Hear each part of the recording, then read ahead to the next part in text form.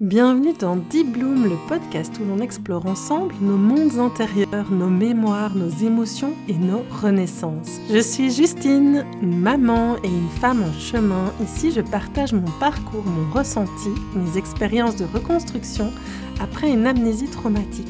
Dans ce podcast, tu y trouveras des témoignages personnels, des expériences vécues. Bienvenue dans cette communauté, bienvenue dans Deep Bloom.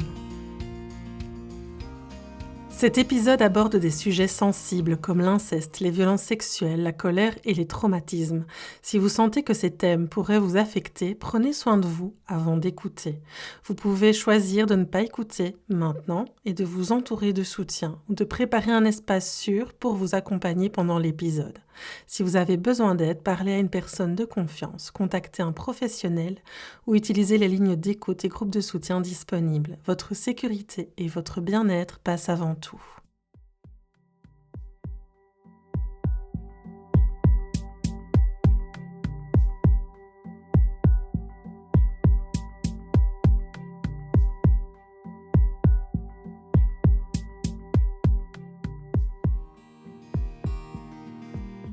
Colère, vide, addiction. Et si tout ça n'était pas votre ennemi ? Et si votre corps essayait de vous dire quelque chose que votre esprit refusait d'entendre ? Vous sentez cette colère qui bouillonne ? Quelle forme a-t-elle dans votre corps ? Quelle couleur ? Avant la levée d'amnésie, Anne-Marie vivait avec un vide immense qu'elle compensait par des addictions et des mécanismes d'autodestruction. Un mot a tout changé, je te crois. Tout s'est effondré, tout a été remis en question, mais c'est dans cette chute qu'elle a trouvé le chemin de guérison. Comment transformer la colère en force ? Comment accueillir les émotions sans se détruire ? Méditation, visualisation, constellation, bain froid, écrire, créer, reconnecter son enfant intérieur. Le premier pas pour se libérer ? Parler. À quelqu'un de confiance, à un groupe ou à soi-même par écrit. Je te souhaite une belle écoute. Bonjour Anne-Marie, comment tu vas ? Je vais très bien, merci. Merci d'être là, d'avoir répondu présente. Avec joie. Est-ce que ça te dit de tirer une carte ? Ouais, je pense que c'est la première. Oui. Alors, des bouquets de bénédiction. Ah, super. Vos ailes cassées cicatrisent, détendez-vous et sachez que vous recevez un don miraculeux de guérison. C'est super beau. Et j'ai demandé à tirer une carte pour nous, en fait, aujourd'hui, pour toutes ceux et celles qui nous écoutent. Ah oui. Ah bah super, merci. C'est un beau message d'espoir. Ça t'inspire aussi autre chose ? Oui, le chemin de guérison que chacune peut traverser, et le mien aussi, forcément. Oui, dont on va parler aujourd'hui. Mm. Tu es experte en explosion d'obstacles. Tu accompagnes les gens à lever leurs blocages pour retrouver leur liberté intérieure. Tu es autrice, conférencière, coach, facilitatrice en constellation familiale et tu as créé Rivalestique, une approche qui aide chacun à révéler son potentiel et à ressentir la paix intérieure. À 4 ans, tu as vécu l'impensable, l'inceste, et c'est une épreuve que ton esprit a enfouie pendant des années. J'ai lu que c'était à 29 ans que tes souvenirs ont commencé à refaire surface. Tu viens de publier un livre bouleversant qui parle de tout cela et tu l'as pris avec toi, on fera une photo. The Roots of Anger, un livre dans lequel tu dis une chose très forte. Ce livre ne parle pas de réparer la colère, il s'agit enfin de l'écouter. Tu as aussi beaucoup voyagé, Suisse, Madagascar, Angleterre, Allemagne, Belgique, Bretagne et aujourd'hui tu vis en Gaume. Ta mission, aider les gens à dépasser leurs limites pour retrouver la paix intérieure. Tes valeurs sont fortes, raison d'être, aventure, équilibre, bienveillance et confiance. Et ce que je trouve inspirant chez toi, c'est la résilience, ton côté aventureux et la pleine appropriation de ton pouvoir personnel.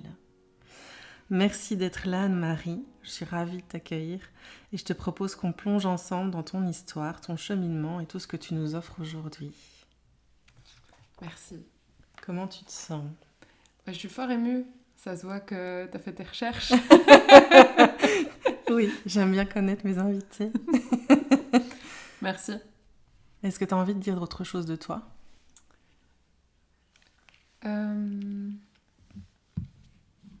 Non, là, il y a Là, maintenant, il n'y a rien qui vient. Je trouve que c'est très complet de par les voyages et de par le chemin, entre guillemets, d'où je pars et où j'arrive aujourd'hui.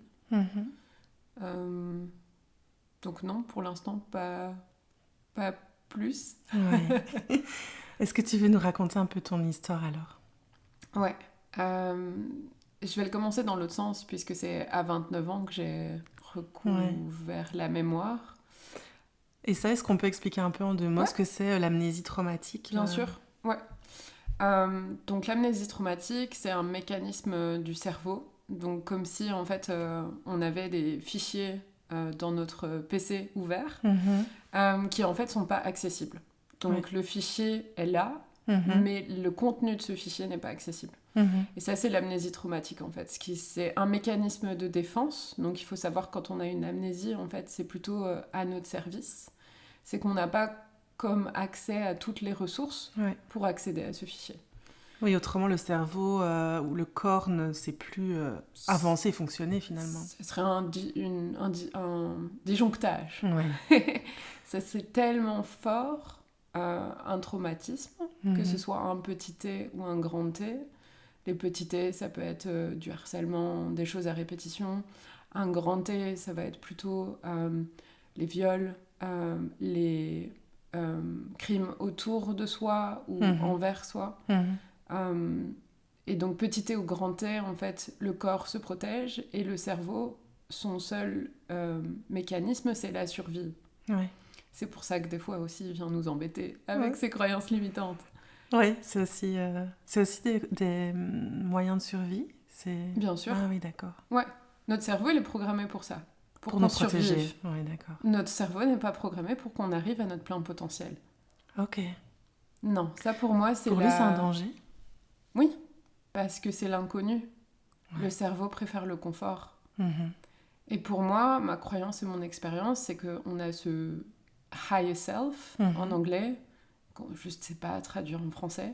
Un surmoi, c'est mélangé avec des notions de psychologie qui ne sont pas, pour moi...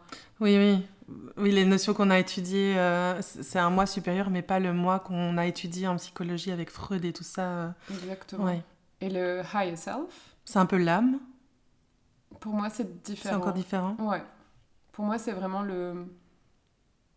comme l'acteur, le directeur, plus grand que nous, en fait. Ok. Et donc lui, c'est sa volonté qu'on atteigne notre plus grand potentiel. D'accord. Et c'est pour ça que des fois, il faut aller voir à la fois le cerveau, ce higher self, son âme, son corps, etc. Et donc pour en revenir à l'amnésie traumatique, tant qu'on n'a pas accès au fichier, on n'a pas accès au contenu, donc on ne sait pas vraiment ce qui s'est passé. En revanche, on peut le voir par des symptômes extérieurs.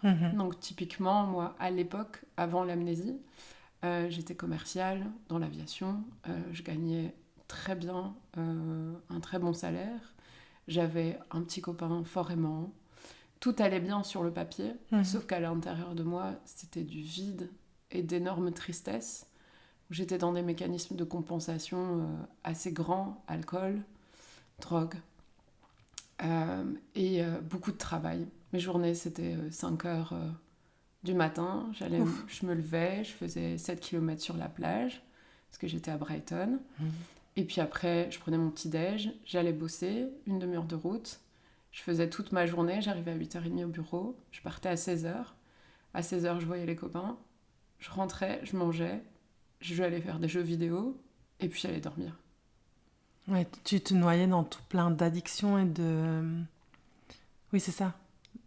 C'est aussi un moyen de défense. Exactement. En fait, le vide qui était à l'intérieur de moi, je le compensais par des activités extérieures. Et ça, c'est des symptômes, j'ai envie de dire, classiques. Et c'est pas bon ou mauvais, c'est juste que, pareil, le corps, le cerveau, en fait, cherche des choses de compensation pour ne pas aller voir le vide intérieur. Et ce qui s'est passé, en fait, c'est qu'à un moment, j'ai bien senti que ça n'allait pas à l'intérieur de moi, donc j'ai décidé de quitter mon copain de l'époque, de quitter mon job et de quitter l'appart où j'étais à Brighton. Et donc je suis partie. Tout, ouais. J'ai tout quitté. Parce que tu te sentais pas bien, tu t'es dit, il y a un changement. Qu'est-ce qui a été le déclic de ça, justement? Il y a eu plusieurs choses. Ok. Il y avait cette tristesse, ce vide qui était là, que je ne comprenais pas d'où ça venait. Et en fait, il faut savoir, je l'explique aussi dans mon bouquin, l'aviation, c'était un rêve de gosse. À 14 ans, je m'allongeais dans l'herbe et je regardais le ciel et je voyais ces oiseaux mécaniques. Et je me disais, mais comment on fait pour faire voler ces trucs? Oui. Et j'étais tellement impressionnée que je voulais faire partie de ce monde, en fait. Donc au fur et à mesure, à travers des stages, des différents boulots, en fait, je me suis fait recruter et je suis arrivée dans l'aviation. Oui, t'as tout fait pour arriver dans l'aviation, en fait. Exactement. Même si mon chemin n'en paraissait rien, j'ai fait un DUT génie mécanique, Oui. donc fort technique, et puis une école de commerce. C'est différent, ça. Exactement. Ouais. Ouais. Et c'est après, en 2e année d'école de commerce, j'étais comme obligée à faire un stage à l'étranger. Et c'est là où j'étais en Angleterre. D'accord. Et en fait, c'était mon plus beau cadeau que je ne savais pas à l'époque, parce que moi, je viens d'une petite ferme au bord de la Bretagne, avec des parents agriculteurs depuis au moins 10 générations. Ouf. Ah oui, d'accord. C'est bien ancré. Hein. Ouais. Donc il faut imaginer que moi, l'étranger, c'était à 50 km de chez moi. Oui, c'est ça. Vous voyagez pas. On partait une semaine en vacances, tous les ans. Quand même. Ouais, mais en France. Oui. Je suis jamais partie à l'étranger à cette époque-là. Et donc quand j'ai tout quitté, c'était à la fois pour ce grand vide, et c'était aussi parce que dans le monde de l'aviation, que j'avais tant rêvé depuis mes 15 ans, ce que je m'apercevais en fait, c'est que j'étais montée très vite. Donc j'allais passer chargée de compte, mais sur des compagnies aériennes assez grandes. Et dans un pays que je ne peux pas citer, avec une société que je ne peux pas citer, on était en accord commercial. Et en fait, j'étais étonnée de voir l'arrière, enfin les coulisses, avec de la drogue, de la prostitution. Et à ce moment-là, je me suis dit... Dans ton milieu professionnel. Ouais. Et à ce moment-là, je me suis dit, j'ai 3 choix. Soit je reste et je change le milieu, genre Wonder Woman. Soit je reste et je vais être changée, parce que pour moi, notre environnement est plus fort. Soit je m'en vais. Et donc, je suis partie faire ce petit tour d'Afrique. Et c'est au fur et à mesure, notamment à Madagascar, en fait, que j'ai eu des flashs qui me sont revenus en voyant une petite fille dans les bras de son grand-père dans une cahute, en fait. Et tous les flashs me sont revenus. Et je comprends maintenant avec la distance de cet événement, puisque maintenant j'ai 36 ans. Et donc ça fait 7 ans. Ouais. Avec la distance de cet événement, en fait, que j'avais toutes les ressources et surtout j'avais tout l'espace, puisque j'avais plus cette charge de travail, que je me mettais tous ces amis, toutes ces activités. Donc j'avais l'espace pour gérer, en fait, les flashs. Mais t'étais toute seule? Alors j'ai rencontré là-bas des Français, mais j'étais principalement toute seule. Ouais. Et comment ça a été d'avoir ces flashs? Est-ce que tu les as compris tout de suite? Qu'est-ce que ça t'a évoqué? Quelles émotions sont venues? Alors, je les ai pas compris tout de suite. J'ai aussi écrit un article là-dessus, une journaliste a écrit un article, ça s'appelle l'amnésie traumatique. Qui parle de ça justement, où la première phase, en fait, quand on a les flashs, notre cerveau encore va venir et va nous dire c'est construit, c'est des choses que j'ai vues dans les films. Et je me souviens justement de faire cet aller-retour de moi à moi dans ma tête, de dire j'imagine des choses, c'est une construction. Ça, c'était les premiers temps, les premières semaines. Et ce que je me suis aperçue, en fait, c'est que mon corps me parlait. J'avais des tremblements, j'avais des douleurs qui se réveillaient assez intenses. Et c'est à ce moment-là que je me suis dit, c'est pas possible que ce soit construit parce qu'il y a des douleurs corporelles. Oui, le corps parle très fort quand ça se réveille. Ouais.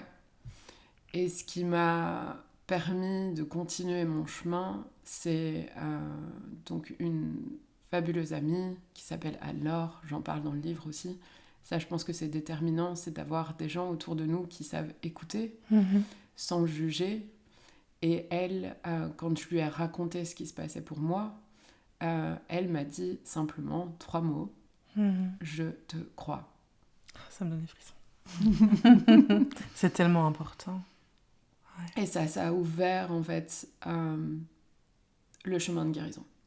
Je pense que sans cette parole de sa part, j'aurais pas pu continuer, en fait. Je pense que j'étais tellement loin aussi de la France, de mes amis en Angleterre, que je pense que j'aurais fait une bêtise. Oui, c'était du désespoir, c'était... Non, c'était je ne sais pas où est la suite du chemin. Ok. Puisque tout s'effondre quand c'est un inceste, Ouais. nos bases, c'est notre famille. Tout à fait. Et donc, ça remet en question tous nos rapports familiaux, Ouais. les rapports d'autorité, et toute cette construction de c'est quoi le bien, c'est quoi le mal, c'était au service de quoi. Et moi, je crois pas aux gentils et aux méchants. J'y crois plus. J'y ai cru, mais j'y crois plus. Et je m'illusionne pas. Mon grand-père, on pourrait dire que c'est un méchant, mais pour moi, c'est pas un méchant, c'est un homme qui a souffert. Et après l'avoir confronté à 2 reprises, en fait, il y a vraiment comme une illusion sur lui. C'est tellement ancré qu'il ne s'aperçoit même pas de ce qu'il a fait, de la gravité de ce qu'il a fait. Donc quand tu l'as confronté, lui, il a nié. Il n'a jamais nié. Il a dit qu'il se souvenait pas, ou il a eu des phrases disant que c'était de ma faute. De ta faute à 4 ans. Ouais. Et je pense que ça, c'est quelque chose que les mamans peuvent peut-être comprendre plus que moi, parce qu'aujourd'hui, je suis pas maman. Pas encore. J'ai entendu beaucoup de mes clientes dire que lorsqu'elles ont eu un enfant, elles se sont aperçues que ces phrases n'étaient pas possibles d'un enfant de 4, 5, 6, 7, 8 ans, en fait. Non, c'est pas possible, en effet. Un enfant ne va pas aguicher un adulte. Non. Et même si c'était le cas, l'adulte, c'est sa responsabilité de Ne dire pas à y l'enfant répondre. que c'est pas OK, en fait. Oui, tout à fait. Et comment ça s'est passé alors justement à Madagascar? Est-ce que tu en as parlé à ta famille? Comment est-ce qu'ils ont réagi? Tes parents? Ouais, c'était trop tôt d'en parler à ma famille parce que j'étais loin. Donc j'ai attendu quelques mois déjà de rentrer.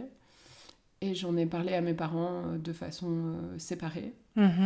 Ma mère était très très accueillante et dans une certaine incompréhension, puisque pour elle, elle n'avait pas vu les choses. Et mon père était assez silencieux. Il m'a demandé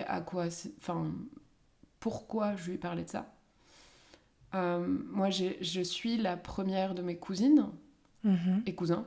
Je suis la plus grande. Et lorsque j'en ai parlé, je pense qu'il n'y a pas de hasard aussi par rapport au flash, j'avais des cousines qui rentraient dans l'âge de 3-4 ans. Ouais. Donc l'âge auquel ça a commencé.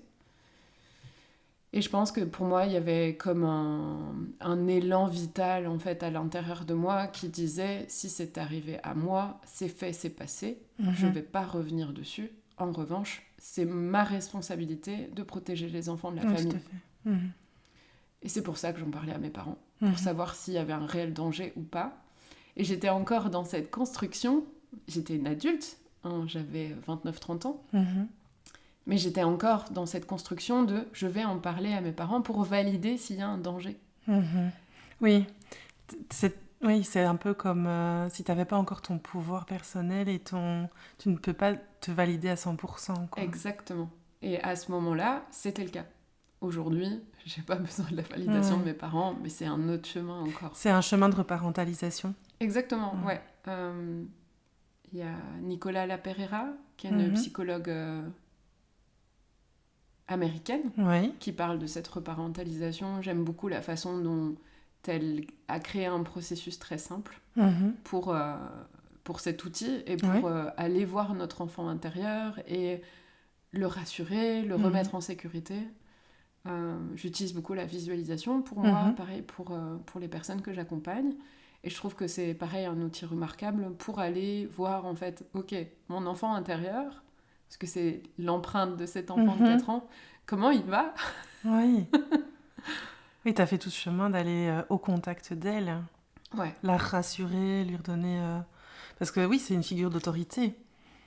Et tu trouves que tu as eu besoin de ces reparentalisations parce qu'il y a une effraction à ce moment-là de la part d'une figure d'autorité, pardon. Oui, tout à fait. Et j'y ai travaillé quelques temps après les flashs, peut-être quelques mois après les flashs.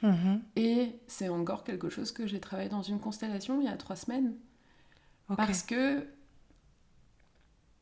je garde espoir qu'un jour ça sera terminé.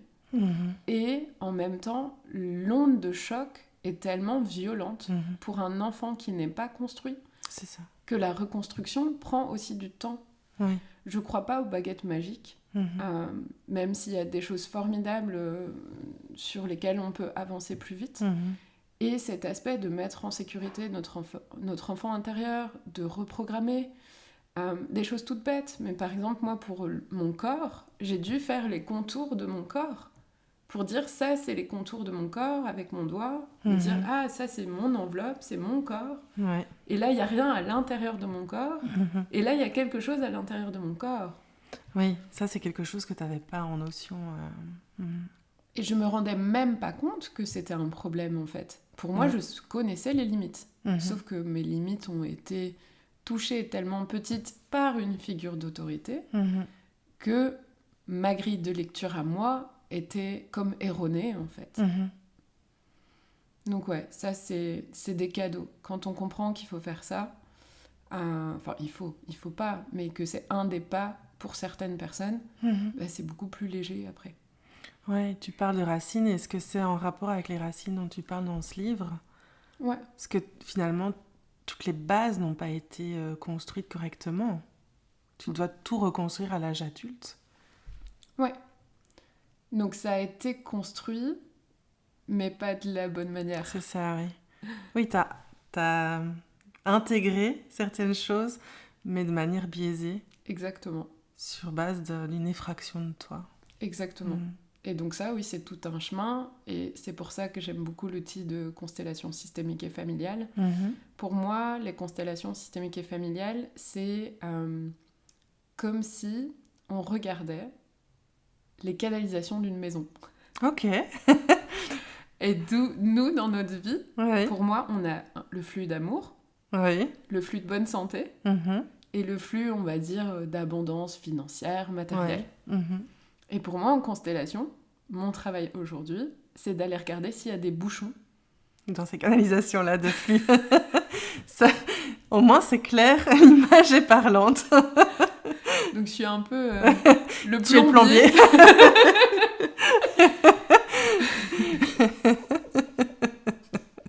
C'est joli.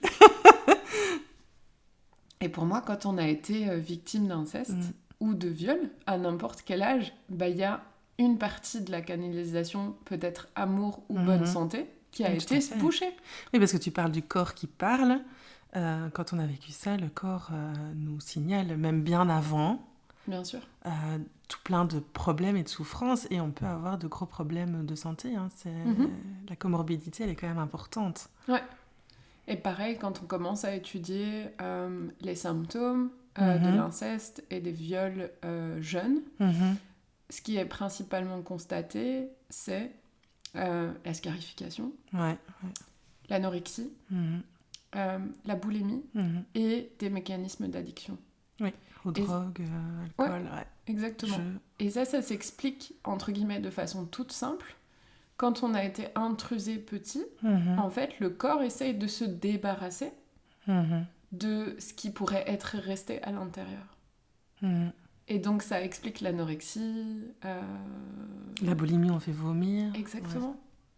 Donc, c'est comme quand on parle aussi de se laver souvent, fréquemment, d'avoir cette obsession de se débarrasser, oui, de ça. Ouais. Et quel a été ton chemin, justement, par rapport à ça ? Tu parlais des addictions, comment t'as fait pour... Est-ce que c'est le fait d'avoir eu cette levée qui t'a aidé ? Oui, et je pense que c'est aussi mon cadeau j'ai cette capacité à exploser les obstacles. Oui. Et donc j'ai cette capacité à regarder à l'intérieur de moi et à utiliser des outils simples. Typiquement, pour moi, les 7 pourquoi, donc par exemple... Moi, l'anorexie et la boulimie, j'ai pas été concernée, mais plutôt, par exemple, les addictions. j'ai été longtemps fumeuse. Donc si on prend ça, ok, pourquoi je fume une cigarette? Et je vais descendre, ok, je fume une cigarette parce que j'ai besoin d'une pause. Ok, pourquoi j'ai besoin d'une pause? Et je vais continuer, parce que je suis en contemplation. Ok, pourquoi j'ai besoin d'un moment de contemplation? Parce que mes journées sont longues. Ok, pourquoi mes journées sont longues? Parce que je compense. Et pourquoi je compense? Parce que je suis pas heureuse de moi à moi, je suis pas en paix. Et rien que de faire ces 7 questionnements de pourquoi, ces 7 étages de pourquoi, si j'ose regarder, ça va m'apporter une réponse. Et parfois, rien que la réponse est suffisante pour dire « Ok, c'est là, je suis pas en paix. » Et c'est ok. Oui, souvent on essaye de fuir aussi même ce sentiment-là. C'est un peu comme quand tu parles de la colère. Moi, j'ai beaucoup de mal à l'accueillir. C'est vraiment un gros travail, donc ton livre est vraiment le bienvenu. Comment est-ce que justement on accueille ces émotions et le fait qu'on n'est pas en paix en nous, qu'on a de la colère, qui est vraiment même peut-être apparente à de la rage? Ouais. Comment on fait? Alors, comment on fait? Il faut savoir que ce bouquin, à la base, je voulais l'appeler 55 façons d'accueillir sa colère. Mais c'est génial aussi. Donc, il n'y en a pas 55 dans le livre, mais je pense qu'il y en a une dizaine. Ah, génial. Parce que, oui, je me dis, tiens, la colère, c'est un bon choix. Parce qu'en finalement, c'est la colère qui est le plus difficile pour moi à gérer, à travailler, alors que ça fait quelques années que je suis dessus. Ouais. Alors, mon cadeau pour toi, la colère, c'est mécanique. Ok. Donc, ça veut dire qu'elle passe par ton corps, par ta voix, c'est mécanique. D'accord. Donc, pour déjà accepter la colère, il faut accepter le mouvement que ça produit en nous. Donc, généralement, c'est d'abord un mouvement intérieur. Ça peut être du bouillonnement, ça peut être de la chaleur, des picotements, ça peut être vraiment plein de choses en fonction de qui on est. Et pour accepter cette colère, c'est de la sortir mécaniquement. Donc moi, je suis partie du principe de le moins possible sortir cette colère mécaniquement face à un autre humain. Parce que pour moi, cette colère, c'est ma responsabilité. Si je suis en colère face à ma compagne, face à un enfant, face à une autre personne, pour moi, je suis déjà dans comme une relation qui vient s'effriter. Donc, j'entretiens pas la relation avec la personne. Ça peut arriver. Je suis pas parfaite, il faut le dire. Parfois, ma compagne, il y a encore des choses qui explosent. Et ça fait partie du chemin aussi d'en parler. Quand ça n'arrive pas, ce qui arrive, c'est j'ai plein de petits rituels, entre guillemets. Notamment, ça peut paraître très bizarre, mais j'ai récolté des petits pots en terre, des pots de fleurs en terre. Et donc, j'ai une caisse et un mur dédié. J'adore déjà. Et donc, sur ces pots, soit je vais marquer quelque chose, peut-être une situation qui s'est déroulée, ou un endroit de mon corps où je sens que ça bouillonne, ou peut-être je vais juste poser l'intention. Je vais me mettre à 2-3 mètres du mur, et puis je vais éclater le pot contre le mur, en fait. Et donc là, de par la mécanique du geste, il y a déjà quelque chose qui sort du corps, en fait. Un autre exercice que j'aime beaucoup faire, c'est on se tient debout, on monte les bras au-dessus de la tête, et on descend les bras jusque vers ses genoux, en baissant son corps. Et généralement, il y a un cri qui sort ou un souffle. C'est pareil, ça vient toucher personne, mais mécaniquement, ça sort la colère de son corps. Donc c'est très intéressant de le faire. On peut le faire plusieurs fois. Au bout d'un moment, on va sentir comme si ça s'essoufflait, entre guillemets. Oui, qu'elle est sortie et que ça s'apaise, que ça se... Ouais, exactement. Et j'ai envie de dire, il y a 2 écoles. Il y a l'école des gens qui disent on y va, on sort cette colère. Il y a même, je pense à Mia Magic, qui est en Angleterre, qui, elle, fait des retraites de colère, où ils prennent des bouts de bois, ils vont taper des coussins dans la forêt, crier, etc. Donc il y a cette école-là, j'ai envie de dire assez extrême, mais pourtant intéressante. Et il y a l'autre école, Village des Pruniers, Thich Nhat Hanh, qui dit la colère, il n'est pas nécessaire de l'exprimer pour l'accepter. il est nécessaire de la reconnaître. Oui, parce que les émotions, quand on les reconnaît pas, elles reviennent. Elles hurlent. Exactement. Et je pense que je suis dans l'école du milieu. Un petit peu des deux. Pour moi, le plus important, c'est de le reconnaître. Et parfois, je vais avoir besoin de passer par je casse mes peaux pour comprendre dans mon corps, pour sentir dans mon corps, c'est où, c'est lié à quoi, à quel événement, à quelle personne, et ça vient nourrir ou alimenter quoi en moi, en fait. Ou au contraire, ça vient prendre quoi de moi, en fait. Et donc, j'ai besoin de passer aujourd'hui par le mécanique pour aller sentir dans le corps. Oui. Et sinon, l'autre chose, c'est la méditation. Et je sais que c'est pas évident pour tout le monde. Surtout au début, je trouve Enfin, moi, il m'a fallu beaucoup d'années pour pouvoir le faire. Ouais. Y retourner. Ouais. Et mettre dans les endroits de cette colère. Moi, j'utilise en visualisation, je vais fermer les yeux. Je vais sentir, c'est généralement dans mon ventre. Je vais sentir le bouillonnement, la chaleur. En fermant les yeux, je vais me dire, ok, c'est quelle forme et c'est quelle couleur. Et là, je vais me dire, ok, c'est un boulet rouge. Très bien. Et je vais aller interroger, en fait, ce boulet rouge. Qu'est-ce que tu représentes ? Et quand, justement, je suis connectée à mon higher self, je vais avoir une réponse. Et comment tu t'y connectes à ton higher self ? Je demande, tout simplement. Ok. Connectez-moi à mon higher self. Je l'ai fait dans la voiture en venant de voir. Ah. Je me suis dit, autant être connectée. Génial. Ouais, donc en faisant ça, tu arrives justement à ne pas abîmer les relations. Parce qu'effectivement, cette colère qui peut être dévastatrice, et à pouvoir l'exprimer, l'accueillir. Et toi, ça t'a permis d'avoir accès à des vérités ? Oui. Accès à, justement, les racines de la colère. D'où ça vient, pourquoi je suis en colère. Donc vraiment, ouais, l'origine, en fait. Plus on accepte ce qui est dans l'instant, plus on va loin dans l'origine, dans les racines de où ça vient. Plus ça s'apaise. J'ai de moins en moins de crises de colère. J'en avais beaucoup quelques années après, après l'amnésie, sortie d'amnésie, 2-3 ans après amnésie, et maintenant beaucoup moins. Ça m'arrive encore, mais beaucoup moins, et c'est beaucoup plus calme en fait. Et donc de revenir à l'origine, moi l'origine c'était une figure d'autorité en laquelle tu avais confiance à profiter de ton corps, à franchir des limites qui n'étaient pas franchissables. Et a pris aussi un peu de cette énergie vitale et de ce pouvoir personnel dont tu parlais tout à l'heure. Et quand on comprend ça, derrière, c'est ok, c'est passé.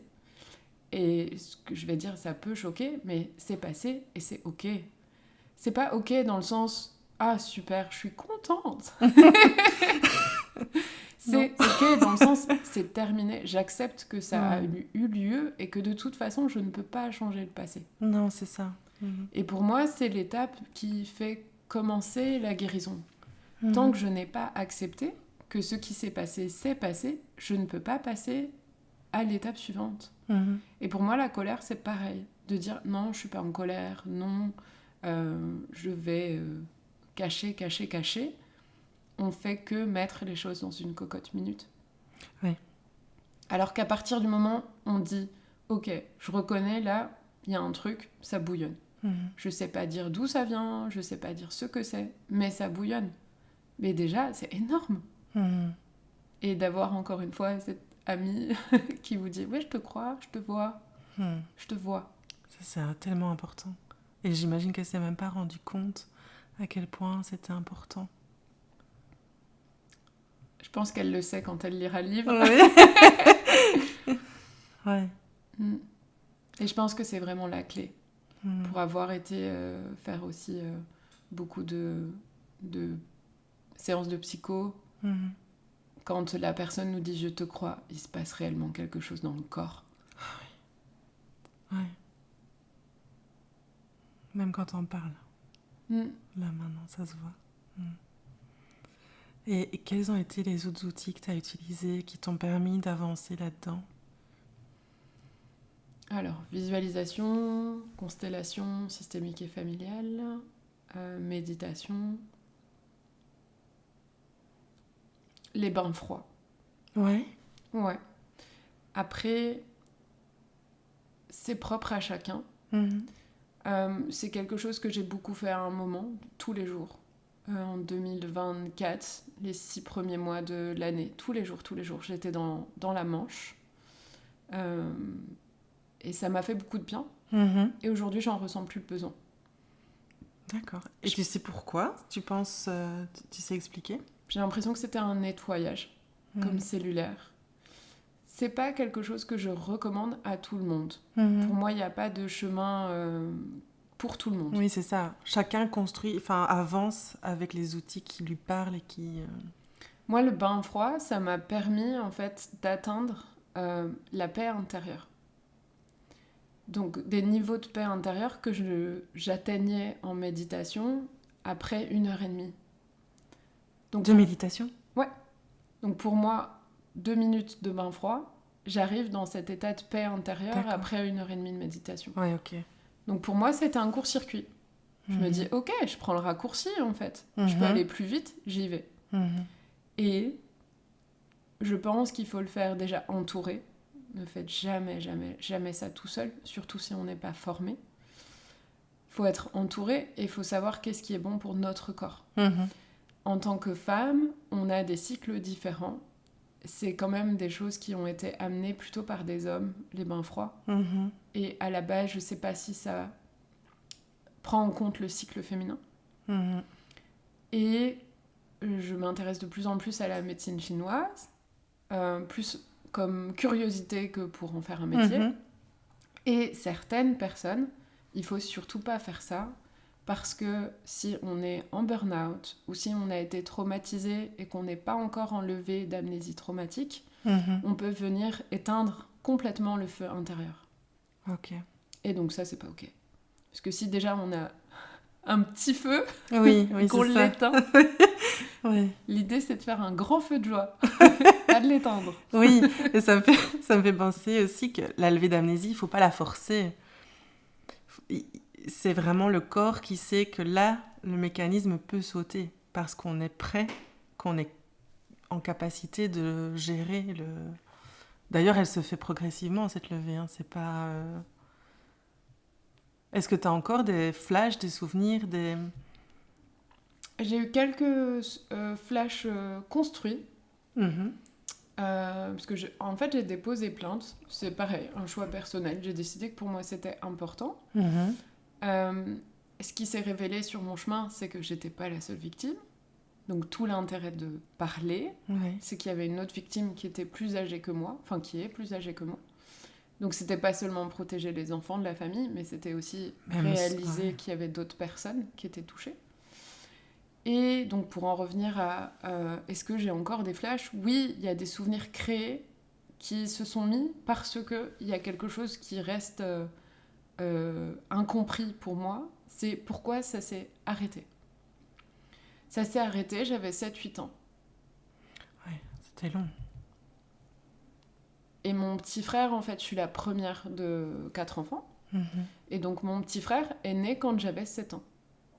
Donc moi, je me suis raconté, et je sais que c'est une histoire que je me suis racontée, que ça s'est arrêté parce que mon frère est né et qu'il venait en vacances chez mes grands-parents. Et je sais que c'est pas la vérité. Et tu ne sais pas pourquoi, toujours pas. Et je n'ai pas la réponse.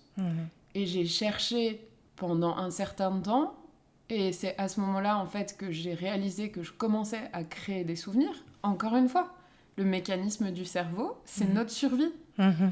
Donc j'ai vu que je créais parce que ce que je voyais était dans une pièce qui n'était pas construite à l'âge de mes 7 ans. Et à ce moment-là, je me suis dit, lâche, je sais pas. Et qu'est-ce que ça va me donner ? Je n'en sais rien. Mais aujourd'hui, je n'ai pas accès à ça. Et j'ai décidé de ne pas avoir plus accès à ça parce que, comme tu dis, en fait, j'ai peut-être pas encore toutes les ressources aujourd'hui. Je suis pas prête. Et donc, je préfère me concentrer sur ma paix intérieure, mon bien-être, ma joie, la joie des gens qui m'entourent, que j'aime, les personnes que j'accompagne. et de leur donner tous les outils que je suis en capacité de donner aujourd'hui. Mhm. Et quelque chose que j'ai appris, c'est aussi la vérité d'aujourd'hui n'est pas la vérité de demain. Tout à fait. Peut-être que demain, je vais te dire, bah ça y est, je sais ce qui s'est passé à 7 ans et je ne ferai plus jamais de visualisation et je ne ferai plus jamais de méditation. Peut-être que je te dirai ça demain. Oui. C'est aussi un chemin d'accepter ça. Hein. Ça remet beaucoup de choses en perspective de vivre une levée d'amnésie et de comprendre tout ça sur notre fonctionnement. Ouais. Et je pense que c'est vraiment important de le faire petit pas par petit pas et de s'entourer des gens qui sont déjà présents dans notre vie, qui vont nous croire, et de professionnels. Ouais. Parce que seul, on avance, mais à plusieurs, on va beaucoup plus loin. Et de rester dans un traumatisme, pour moi, c'est comme quelque chose qui reste activé, qu'on va retoucher si on va au contact en plus, quand c'est des gens de notre famille. On peut, pendant des années, être à leur contact parce qu'on ne sait pas faire autrement. Et toi, t'as coupé le lien ? Alors, donc 2018-19, je recouvre la mémoire. 2020, confinement. 2021-2022, confrontation avec mon grand-père. Et la dernière fois que je l'ai vu, ouais, c'est fin 2022. Une partie de ma famille a coupé les liens avec lui, pas tout le monde. J'étais fort en colère par ça. Je comprenais pas pourquoi les gens coupaient pas avec lui. Oui, tout à fait. Et je me suis dit que c'était pas mon histoire. Moi, j'ai fait ce que j'avais à faire. Je pars du principe que j'ai sonné la sonnette d'alarme. J'ai T'as prévenu. déposé plainte. La justice des hommes a aussi fait son travail. Ça a été classé sans suite. Je suis en paix avec ça. Ouais. C'est comme ça. Encore une fois, le passé est passé. Je vais pas revenir dessus. Et mes parents, je suis restée en contact avec eux jusqu'à Noël dernier, où les relations sont très silencieuses. J'envoie beaucoup de messages et j'ai pas de retour. Et tu penses que c'est lié à ça ? Je sais pas, je saurais pas dire. Je pense que ils sont encore à la ferme, mes parents sont très jeunes.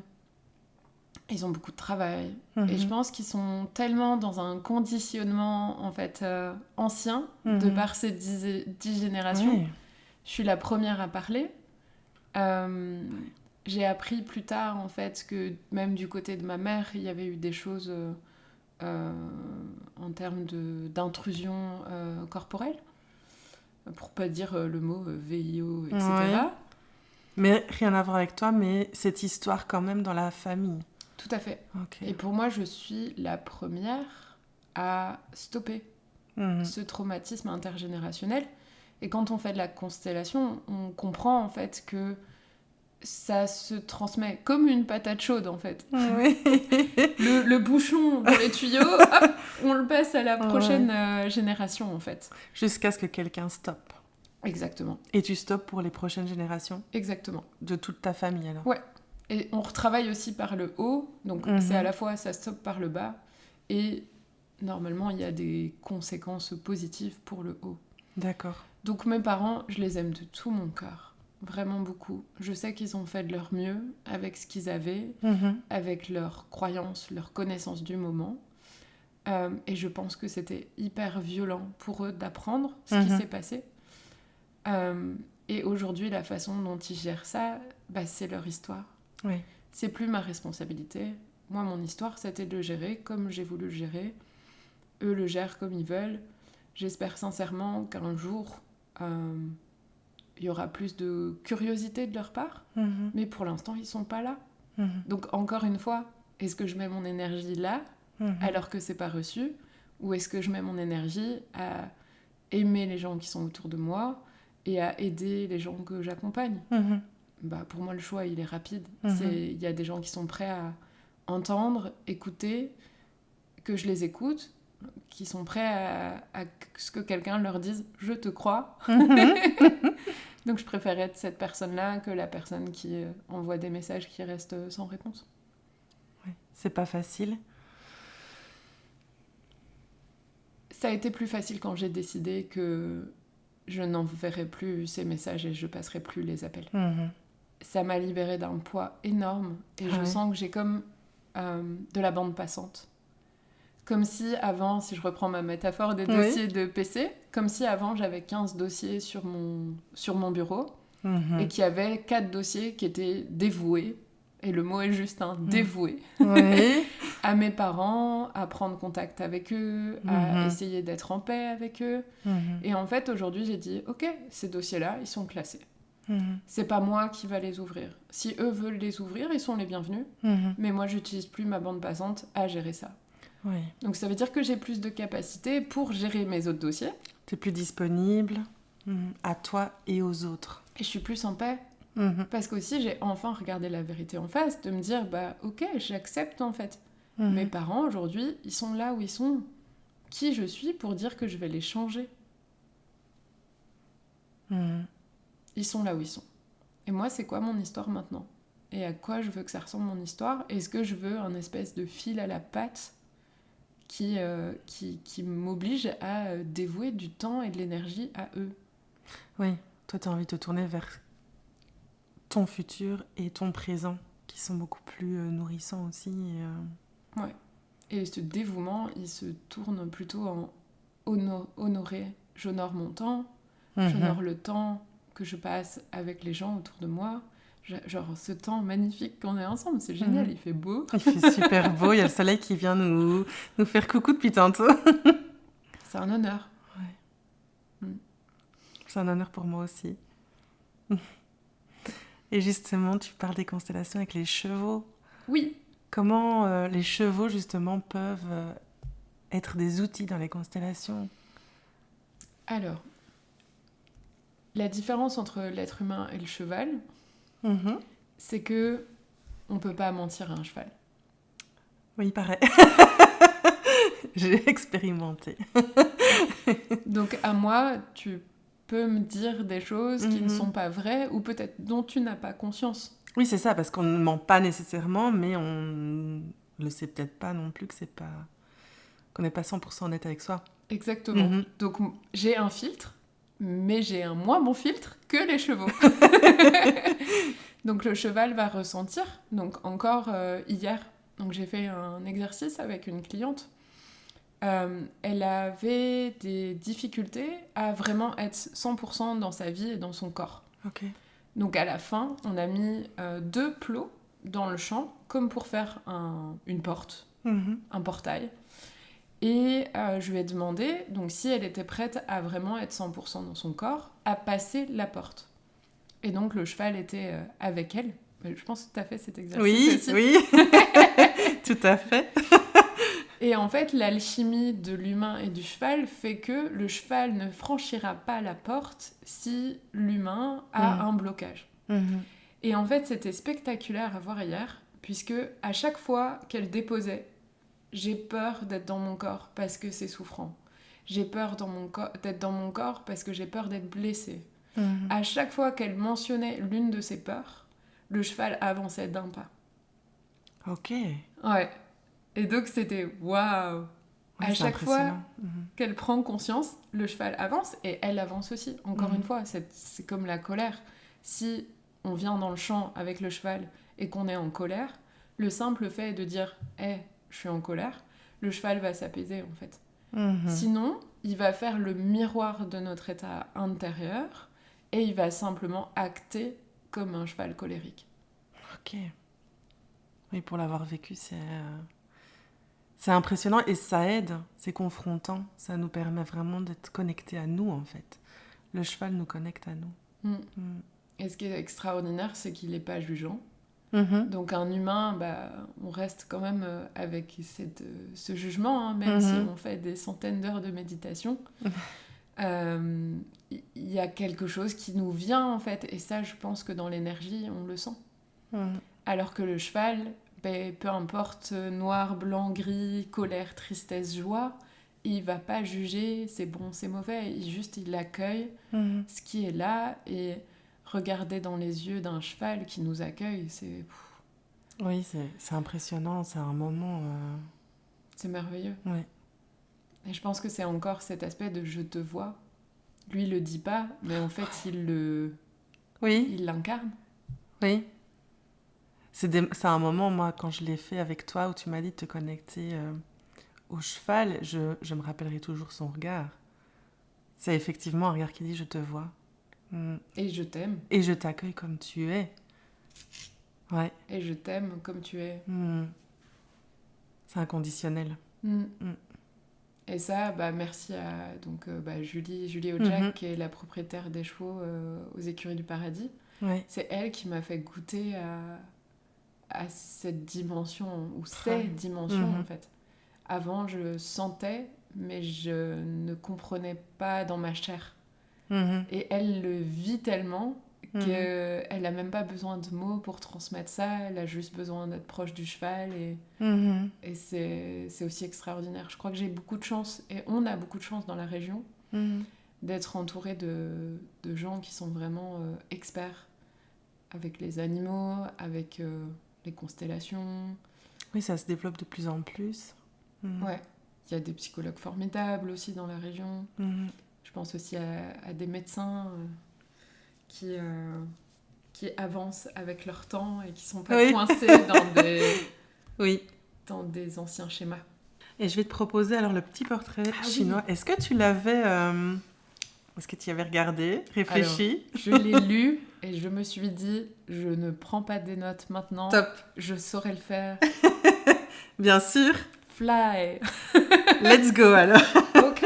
Si ta résilience était une couleur, laquelle serait-elle? Et pourquoi? Vert.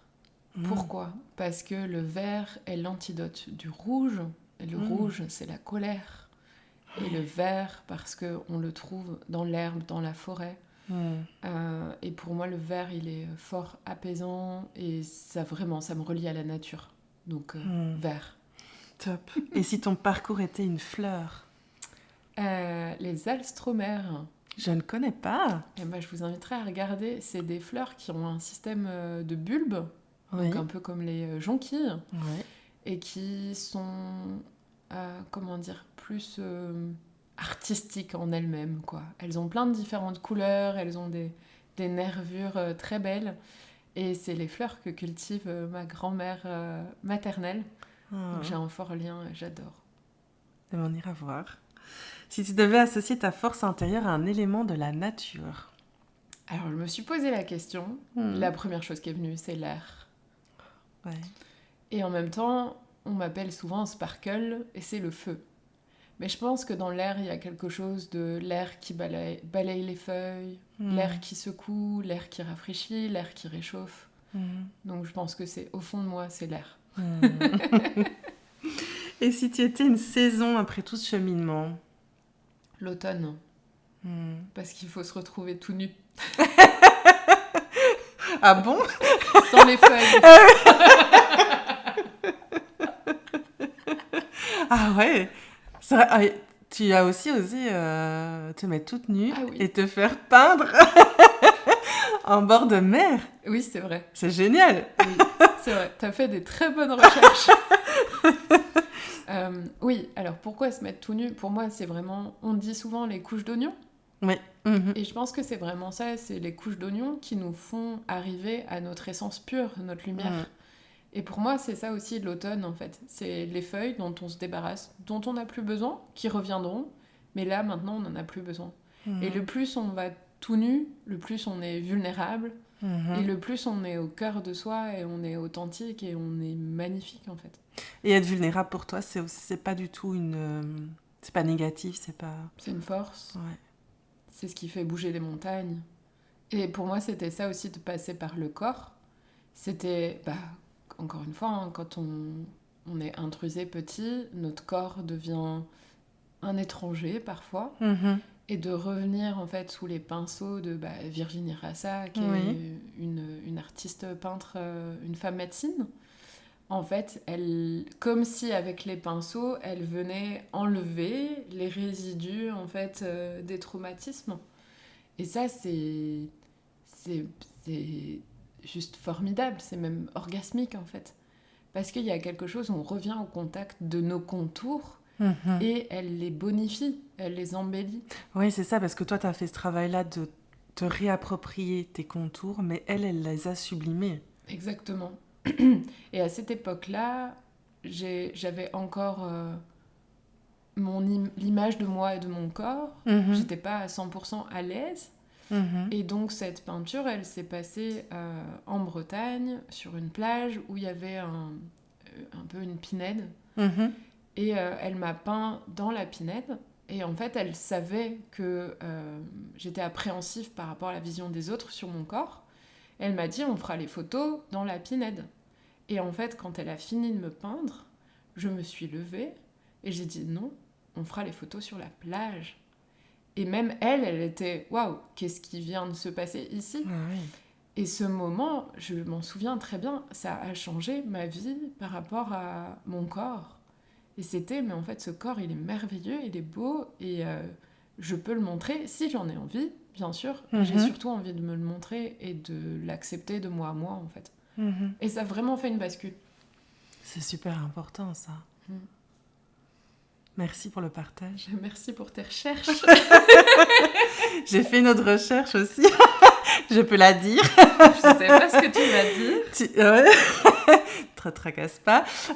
Oui, tu parles justement, et c'est là que quand tu m'as parlé d'orgasmique, etc., tu parles de cette autorisation que tu n'avais peut-être pas à jouir des plaisirs de la vie, hein, quel que soit le plaisir, et à te reconnecter au jeu. Oui. Comment ça s'est matérialisé dans ta vie, ça Alors, ouais, excellent. Il y a plusieurs choses.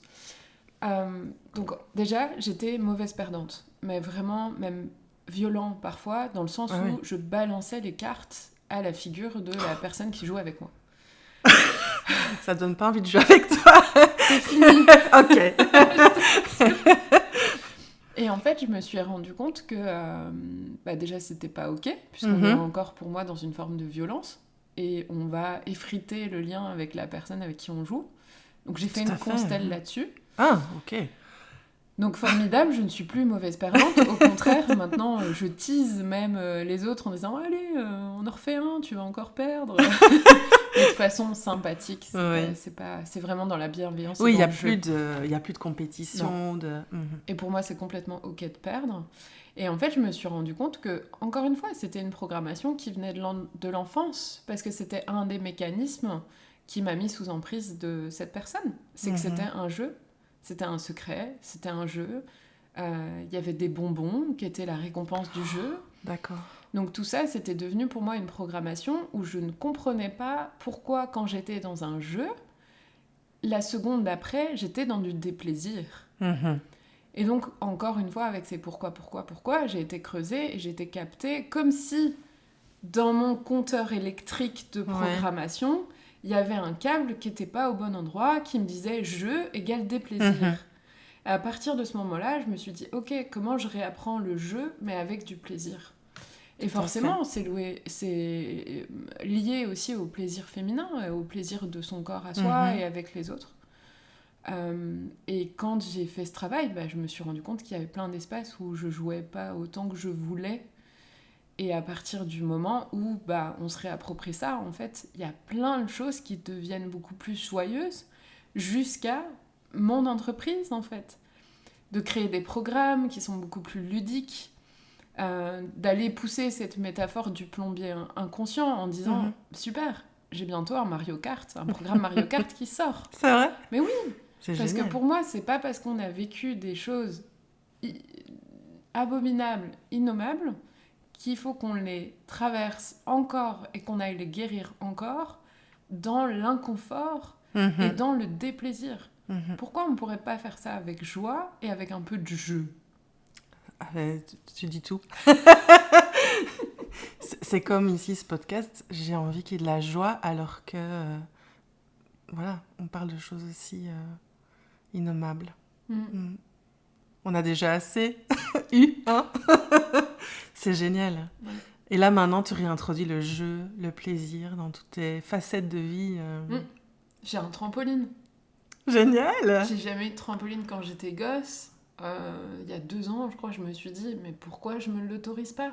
Ouais. Et pareil, ça c'est des choses, autorisation, permission. À quels endroits on ne s'autorise pas des choses ? Et en fait, qui nous interdit ? Ouais. Est-ce que c'est vraiment des héritages familiaux ou éducation ? Ou sociétaux aussi. Ou est-ce Le que trampoline, c'est pour les enfants, on pourrait se dire. Ouais. Je suis une grande enfant. Et tu te reconnectes à tous ces plaisirs de l'enfance, finalement. Ouais. Et de faire des dégustations de nourriture, les yeux fermés. Mais quelle joie de sentir les épices et se dire « Ah, c'est quoi ça ? Ah, mais quelle joie !» Oui. Merci. Et si tu devais parler à Anne-Marie d'avant ? La petite Anne-Marie ? Ou avant la levée ? Avant la levée, ouais, je lui dirais beaucoup de choses, mais je veux pas faire trop long. Je crois que je lui dirais « Je te crois et je te vois ». Ouais. Et si quelqu'un nous écoute et porte en elle un trauma justement enfoui, qu'est-ce que tu aimerais lui dire ? Parle. Parle à une personne de confiance. Et si tu n'as pas cette personne de confiance autour de toi, écris. Je crois que c'est un des outils qu'on n'a pas abordé, c'est l'écriture. J'écris des poèmes que parfois je ne comprends même pas. J'écris énormément dans mes journaux. Ce livre, c'est aussi le fruit de regroupement de journaux. Et si on n'a pas cette personne qui peut nous écouter, il faut savoir qu'il y a des lignes d'appel qui existent. En France, il y a Stop Violence Sexuelle, SVS. Il y a des antennes par région où on peut appeler de façon anonyme. Il y a des groupes sur Facebook. De faire le premier pas. Si c'est par écrit sur un groupe Facebook, si c'est de déposer sur une ligne anonyme, si c'est de le partager par écrit et que ce soit brûlé plus tard. Mais parle. C'est le premier pas pour se libérer. Et justement, quand tu as écrit, toi, ton livre, ça t'a permis aussi d'atteindre encore un autre pas dans ta guérison ? Ouais, tout à fait. Tout à fait. Je l'ai d'abord écrit en anglais, parce que pour moi, il y a comme une distance avec le français. Donc là, je suis plein dans la traduction. Ouais. Je vois déjà des endroits où c'est bloqué. Et c'est OK, parce que j'accepte de me replonger dans cette histoire en disant « Ok, comment ici je mets peut-être plus de douceur pour moi, mais aussi pour le lecteur ?» Pour moi, il y a plusieurs niveaux de conscientisation. Il y a l'histoire qu'on a vécue, l'histoire qu'on se raconte peut-être sur l'histoire qu'on a vécue. Il y a les informations, en fait. Ça nous dit quoi ? Ça dit un adulte a intrusé un enfant. Et ça dit aussi qu'il y a 12 millions de femmes qui se sont fait intruser en France. Oui, c'est énorme. Les chiffres sont effarants. C'est un fait. Et je pourrais dire, ok, on va manifester, on va créer plein de choses pour faire en sorte que ça n'existe plus. Oui, à quel point il y a des histoires, c'est au service de quoi ? Et à quel point il y a une information. Et l'information, comment elle vient aider à changer le système. Pour moi, c'est notre système d'abord personnel, c'est ses racines ancestrales, mais ensuite, c'est notre système à nous, en fait, nos connexions avec nos familles, nos amis. Et ensuite, on va plus loin. Il y a des gens, ils sont là pour changer le système judiciaire. Moi, c'est pas ma mission. Mais je sais qu'il y a des gens qui sont là pour ça. Donc, s'il y a une personne qui est dans le système judiciaire, parle. Parle, fais entendre ta voix. Et ta voix VOIE et ta voix VOIX. Puisque c'est le chemin. Et ta mission par rapport à ce livre, ça serait quoi ? Moi, c'est de toucher 3 millions de femmes. C'est précis. Tout à fait. Je me suis dit 12 divisé par 4, ça fait 3. Est-ce que c'est gérable en 5 ans ? Ouais. Et j'en sais rien si j'y arriverai, mais en tout cas, mais c'est ton objectif. J'ai une bonne étoile polaire. Et si au final, en 2027, on fait le point et on dit « Ah, t'en as atteint un seul million !» Ah, je pense que je serais quand même très contente. C'est même sûr. Et aujourd'hui, il y a un cours en ligne. Il y a déjà plus de 170 femmes dessus. C'est formidable. Déjà, moi, je meurs tranquille demain. Même aujourd'hui, je suis tranquille. J'ai fait ce que j'avais déjà à faire. Je peux juste aller encore un peu plus loin. Et ça passe par parler. et que ces femmes parlent. Et ces hommes aussi. J'ai Oui. beaucoup de personnes que j'accompagne, des hommes. Ça arrive aussi chez les hommes. Mhm. Donc parlons et trouvons des solutions pour que ça s'arrête. Ouais. Merci de faire porter la voix en tout cas. Merci pour tout. Avec joie. Si cet épisode avec Anne-Marie t'a touché, commente ce qui résonne en toi, abonne-toi, active la cloche et laisse-toi te guider vers ta puissance intérieure, un pas à la fois. La colère n'est pas ton ennemi, elle est ton chemin. Je te souhaite une belle journée et à bientôt pour un nouvel épisode de Diplôme.